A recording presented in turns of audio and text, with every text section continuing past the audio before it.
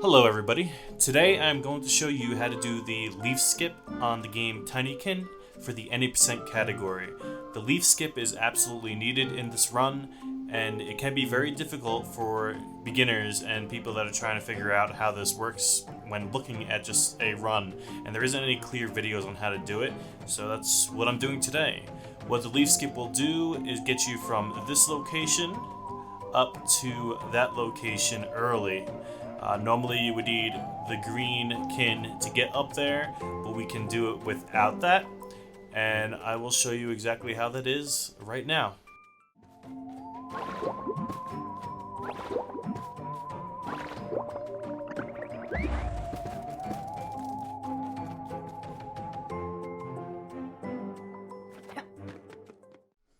So there actually is a lot in play here to get this skip done, but before I go ahead and explain in detail how the skip works and why it works, I'm going to slow down the footage here just for people that are better at learning with just looking at inputs. We can get that out of the way early, and then for people that need more in-depth understanding of the trick, I'm going to go in more detail after that.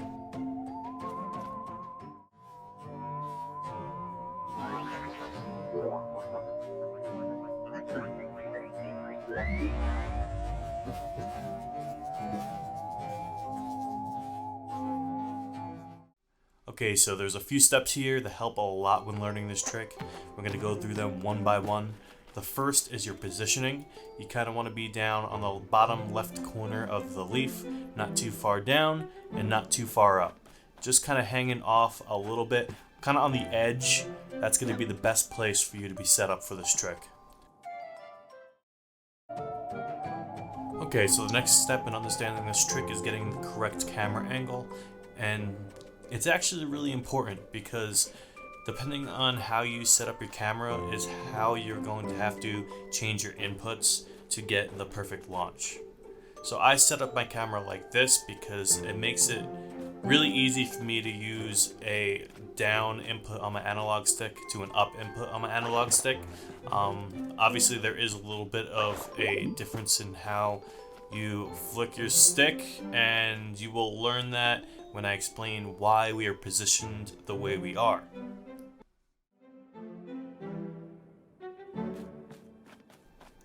So we are positioned the way we are because you want to actually grind the side of the leaf on the way up.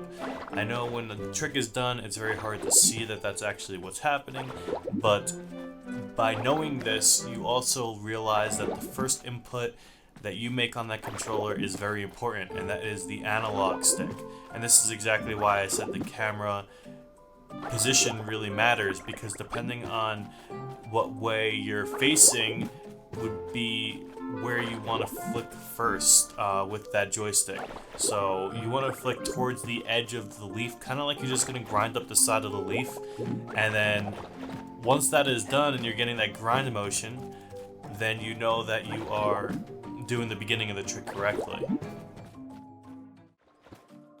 Okay, so now comes the hard part of the trick, and that is learning how to actually launch off the leaf. So you got the grind coming towards you on the leaf. Now what you want to do is do a jump input, and in the slowdown you'll notice that my grind and jump input looks like it's actually around the same exact time. That's because it's very close, but realistically that grind comes out first and then the jump. It looks like it's pressed at the same time because the inputs are so close together. Get used to launching off the leaf first and getting air just with pressing that grind or the ride of the soap board on the side of the leaf and then jumping. And once you get that timing down and you're able to now launch in the air, we'll talk about actually getting over to the other leaf. I wouldn't worry about that until you have the launch down.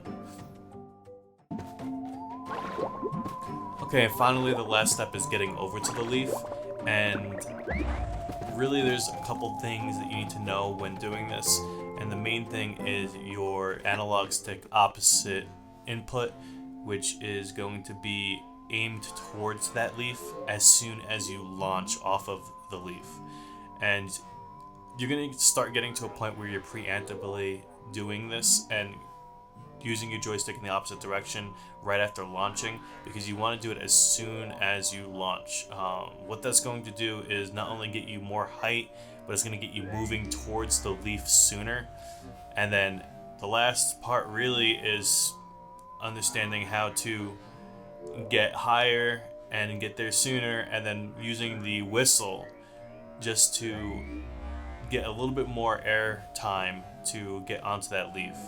I normally get to the left side of the leaf and I whistle right before reaching the leaf, and I come in onto the lowest part of the leaf. So it is really tight, and it is something that's going to take practice, a lot of practice. It took me about a whole day to actually get the trick, and then continuing to practice to get better at the trick. It's not going to come easy. That's why I want to make this tutorial for everybody. Now that I have explained everything and how this works, I'm going to actually go over the second part of the skip as a bonus section to this video, and that's getting over to the staircase. First, I want to say congratulations if you got to this part. That means that you got the skip, and I'm very proud of you, and I'm excited to see you do some 90% runs.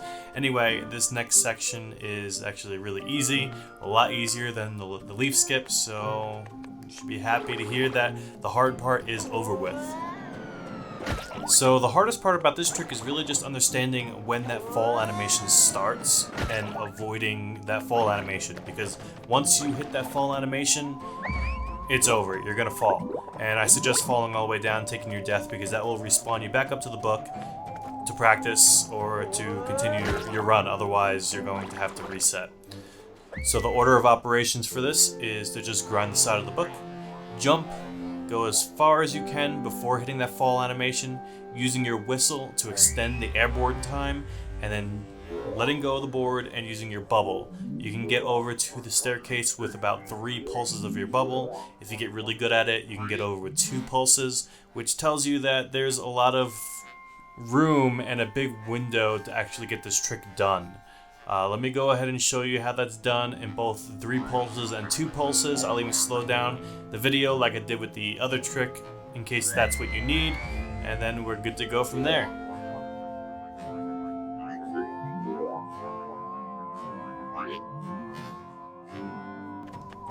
Alright, so if you made it this far, I want to say congratulations one more time, because this time you have completed the guide completely and you are ready to run some 90%.